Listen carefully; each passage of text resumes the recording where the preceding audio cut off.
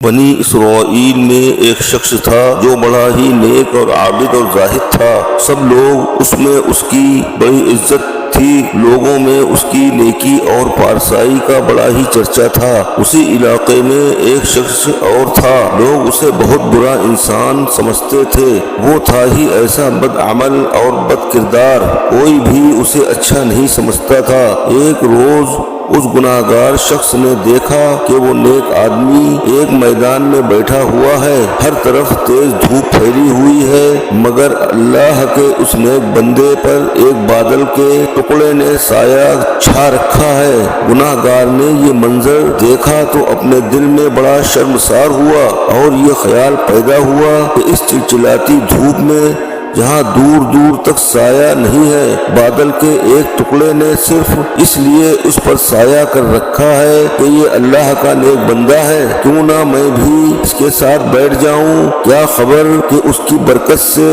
اللہ تعالی مجھے بھی بخش دے اور میری خطاؤں کو معاف فرما دے۔ یہ شخص عابد اور زاہد کے پاس جا کر بیٹھ گیا۔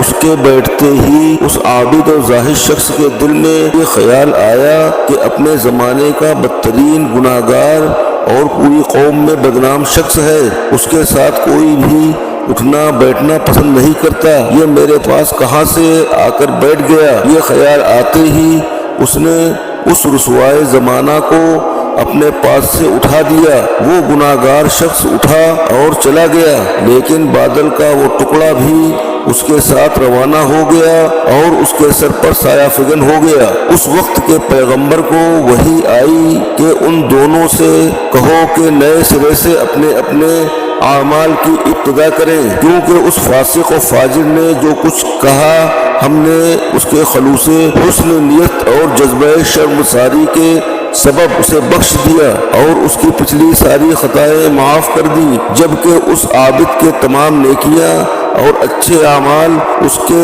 تکبر کی وجہ سے چھین لیے۔